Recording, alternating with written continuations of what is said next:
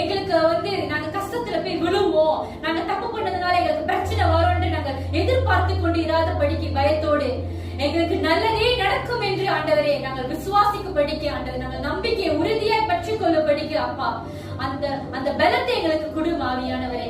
அப்பா எங்களை நினைப்பூட்டும் ஒவ்வொரு நாளும் ஆண்டவரே, எங்களுக்கு நினைப்பூட்டும் அப்பா நல்லதே எங்கள் வாழ்க்கை நடக்கும் என்று. ஏனென்றால் அந்த கல்வாரி சிலுவை எங்களுக்காக நீ ஒரே தரம் பலியிட்டு எல்லா பாவத்தையும் சுமந்து தெரிந்து எங்களை நீதிமான ஆக்கினீர் கர்த்தாவே.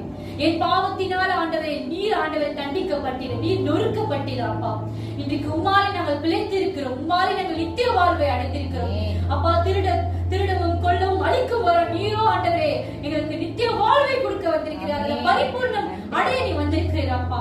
அந்த வாழ்க்கையை நாங்கள் வாழும்படிக்க அப்பா அந்த கிருபையை எங்களுக்கு கொடுத்ததற்காக உமக்கு நன்றி செலுத்துகிறேன் ராஜா. அப்பா இந்த நேரத்துல கூட நாங்கள் இந்த இடத்துல ஆண்டவரை எவ்வளவு பேர் ஆண்டவர்